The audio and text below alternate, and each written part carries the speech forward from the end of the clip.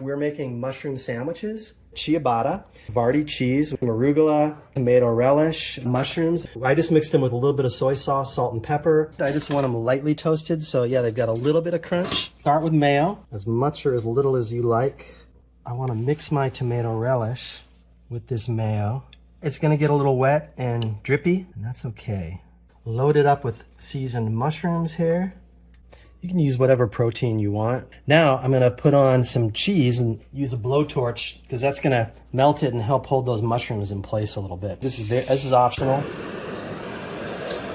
I'm gonna put some arugula on. You can dress your arugula or whatever greens you like. You can dress them with a little olive oil and vinegar. That's good, but I think I've got enough acidity from the tomatoes.